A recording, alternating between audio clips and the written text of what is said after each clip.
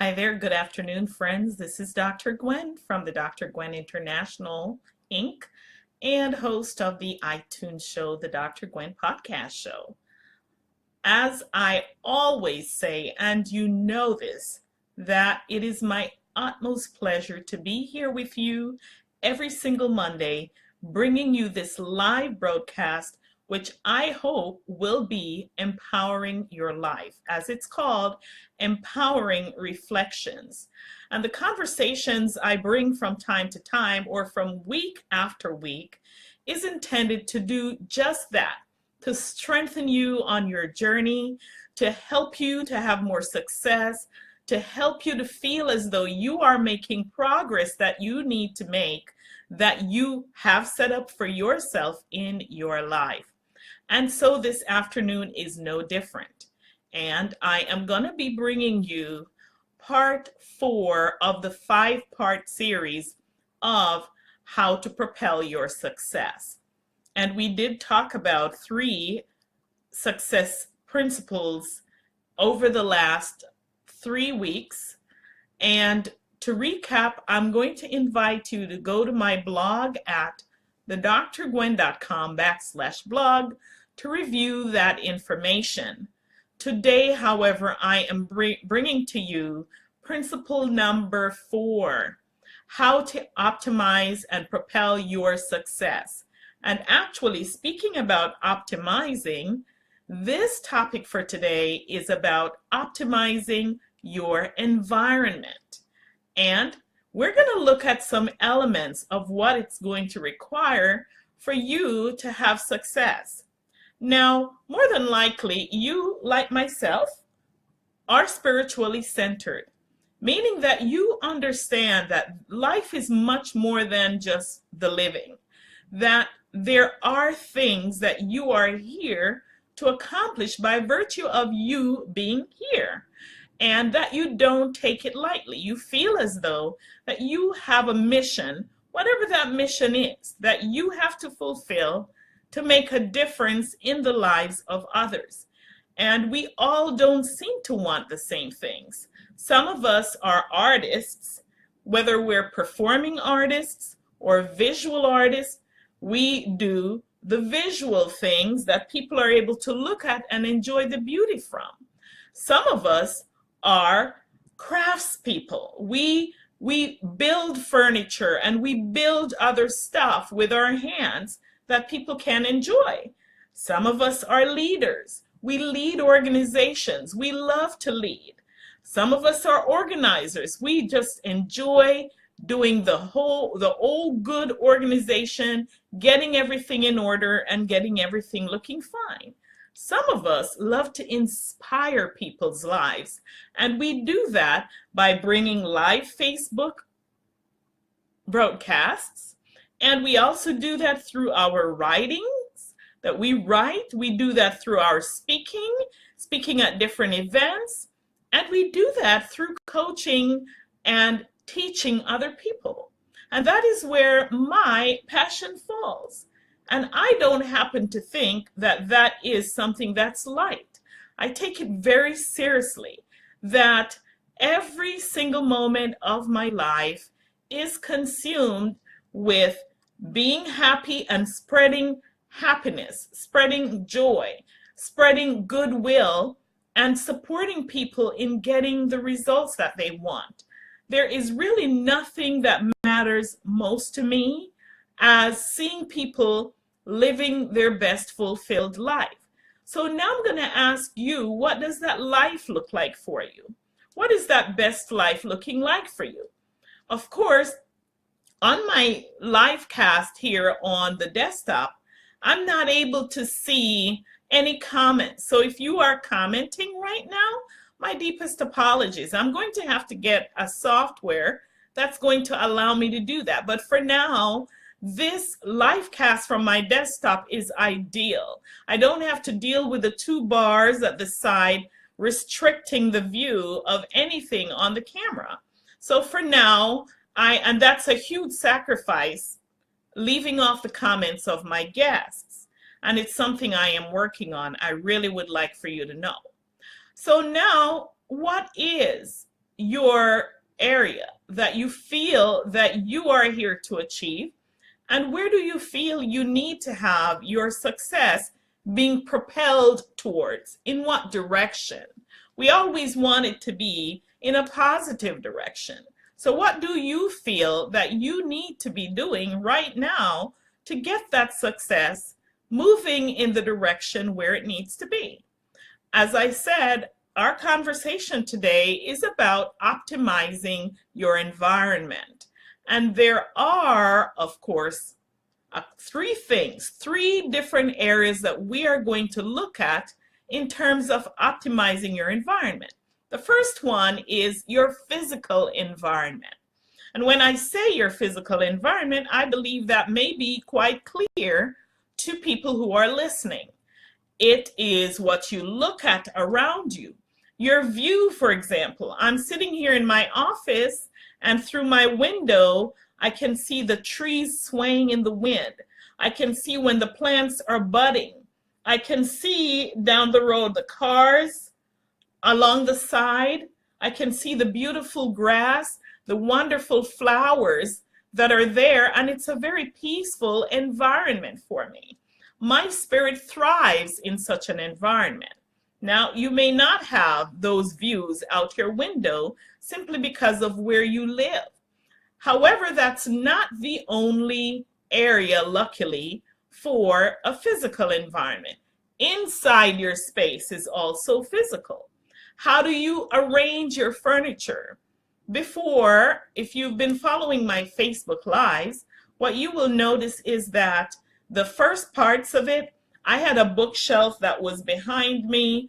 My desk was up against the wall, and there was a cubby, I would say a credenza, that stood above it with books on the shelf. So when I looked, I was just looking at that wooded frame, nothing else. If I wanted to see out my window, I had to get up from my desk and look. If I wanted to see what was going out through the door, the same thing. I had to get up and I had to look.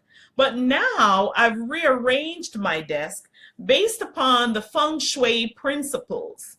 And if you were on our telesummit back in February, you will have heard Pamela Edwards Ryan, who spoke about the feng shui principle and how you arrange your furniture and how that even impacts your feeling and your production and consequently your income. Now I can tell you, since I moved this desk to where I'm at, it feels so much more inviting for the people who are coming in. If someone's coming, I can see them through that glass door and I can look out the window and see what's going on. It's a wonderful space. I'm not stuck in that cubby anymore. And therefore, it gives me a sense of knowing what is going on in my environment and being present to what is going on. Then for the beauty, I know behind the wall here, I'm thinking of putting up a whiteboard. That probably doesn't have the aesthetic appeal, but in front of me, I've got my desk, not my desk, well, the desk is in front of me, yes, but my bookshelf with flowers on it, a plant, and the books arranged nicely, and I can see a nice view of some pictures in front of me. So how is your space arranged? Have you arranged the space so that it coincides or unites with your mental ability? And speaking of mental ability, there is also that mental environment that is really key. And what is inside of that mental environment? In that mental environment, you will find your thought processes, what you allow to come in and out as being regular for you, what you focus on, what you read, what you watch on TV, what you listen to via radio or podcasts or YouTube Live or Facebook Lives. What are the things that you are allowing in your mental space, your mental environment? Because those things will impact the results that you get. If you listen to things that are uplifting, then more than likely you'll feel more inspired to do what you need to do. So what are those things? And then the last environment that I like to talk about is the people environment. That is, who do you allow to yourself to hang around with? And I'm going to share a little bit deeper on each one of these, but I wanted first to bring all three of them to you. So who are the friends that you hang out with? Who do they encourage you to be? Do they support you in where you want to get to? Do they support you in being who you declare yourself that you want to be? Are your friends encouraging you to look upwards and to constantly move yourself in a direction that is going to get you to the place where you feel like you want to get to? Are they encouraging you? Are they doing that? This is the place too where you need a mentor or a coach. And I'd be delighted to coach you, really, truthfully, because this is my passion. And I feel like there are too many people who are living small lives. They're living lives that are not complicit with where they have their dreams and their visions projected to be. So here are a few things that you can consider in optimizing your environment. And they're going to be random. Now that I've given you all three, I'm going to give you random ideas related to all three so that you can take notes and implement them in your life. And also what I want you to do is think about your main purpose and passion as you listen to this, just to see where you feel you need to take your life, where you feel like you need to implement these things so that you can make the biggest impact in that area where you have selected as your passion to live your life. So here are a few things to consider. As I said, take a look at the people you surround yourself with. Do they motivate you? Do they inspire you? Or do they bring you down? Think about that. Take a mental checklist right now of those people who are in your environment. Then, what can you do to bring yourself or to position yourself outside of the space of those people who may not be supportive of where you want to be? Maybe those are your family members and you can't just give them up or get rid of them like that. However, you can choose how frequently you spend time in their space, because wherever you hang around or whoever you hang around with, you can't help but gradually beginning to take on some of those things subconsciously. See, consciously we don't want the negative stuff, but subconsciously they rub off on us. So who are you hanging with? And how can you make that transition so that you find people who are supporting you? What can you put in your environment to make it more contributing to your success, more pleasant, more supportive of the success that you want? What can you put in your environment?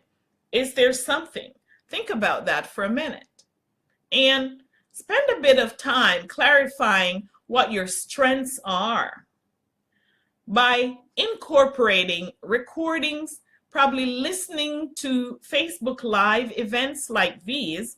If you go to my YouTube channel, you will actually see the Dr. Gwen International.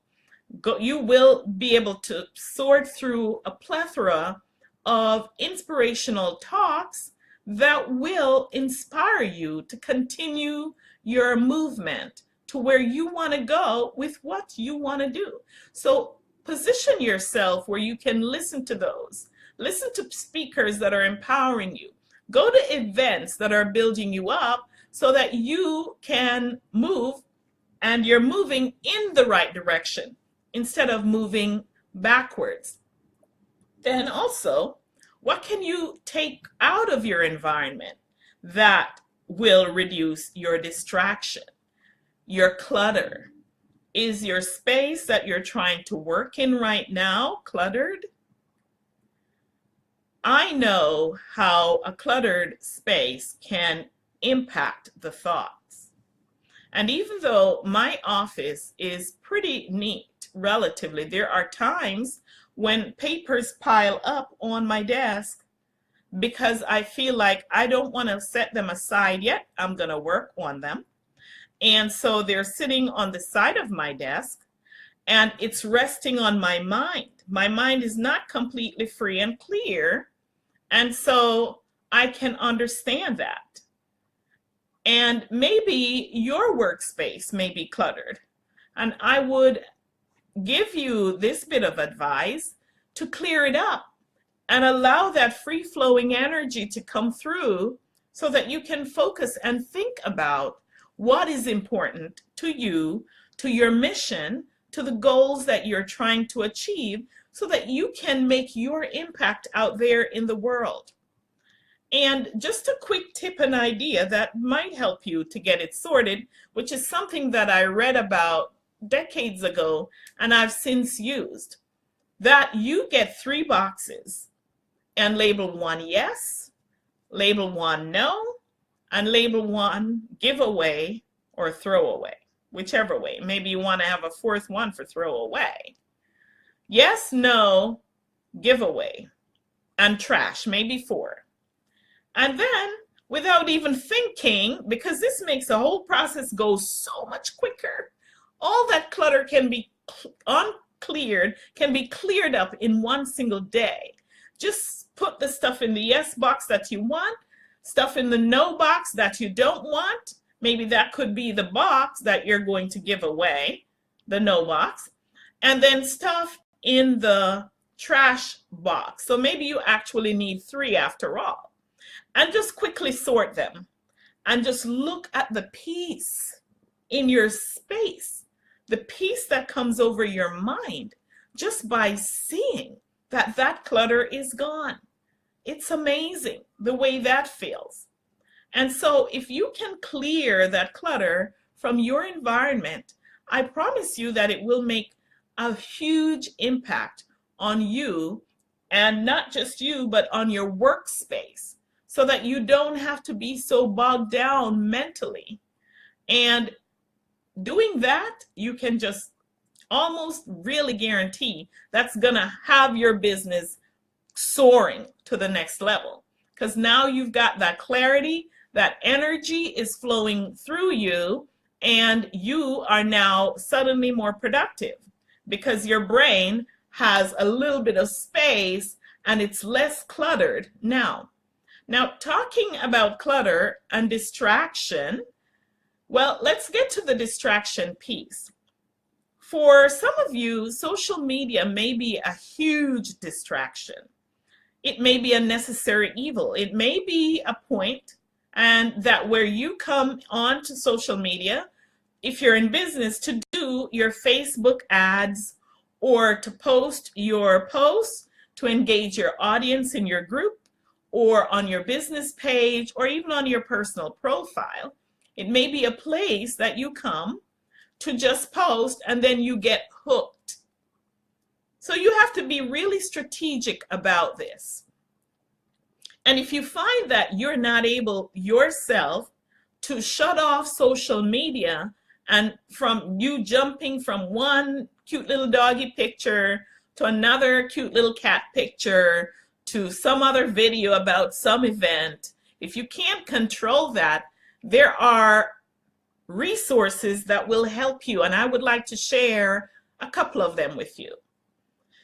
Excuse me. The first one is Get Focused. And that focused is FOCUSD.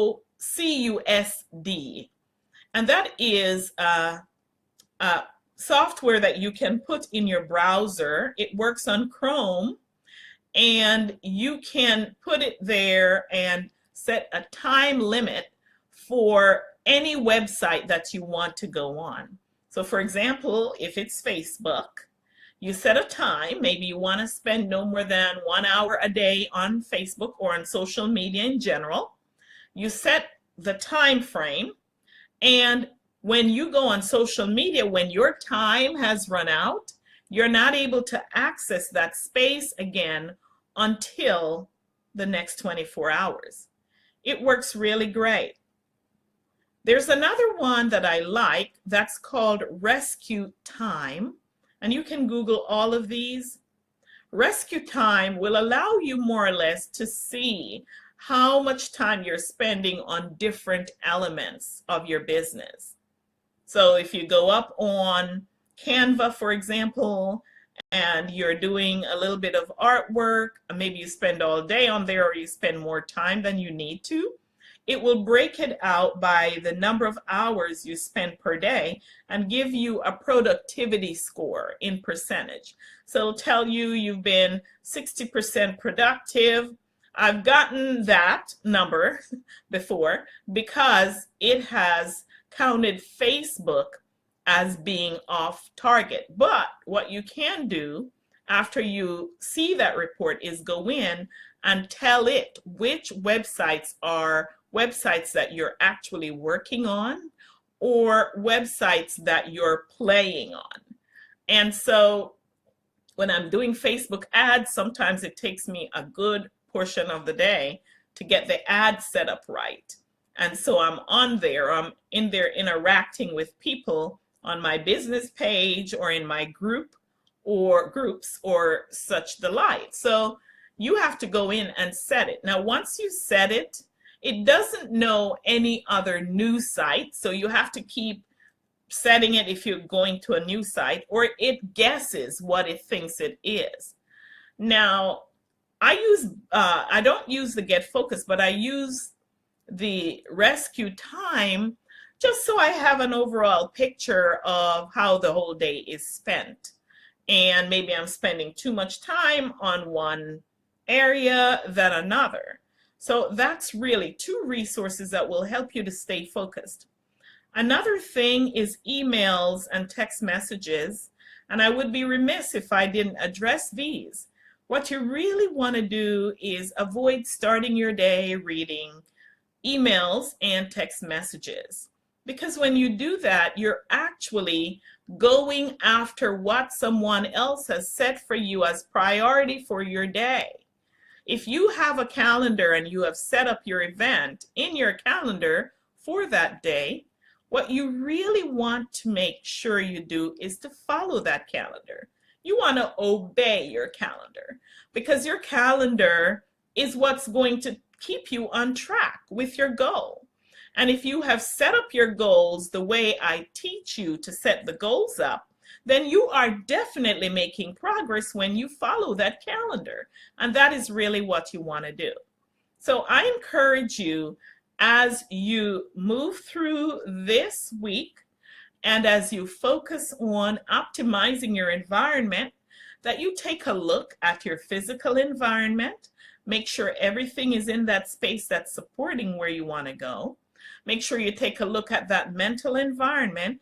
Be sure you're listening to, watching, or being around those things, or reading those things that are strengthening your mind, empowering your spirit, and setting you on the direction for the impact that you want to make in the world. And then, finally, look at the people in your life. You really don't want to be hanging around those people who are not supporting where you're headed. If they're browbeating you, if they're like crabs in a barrel pulling you down every time you try to go up, then you need to find a different environment to hang out with. You owe that to yourself, you owe that to your goals, and you owe that to the community and the people that you are here to make a difference with.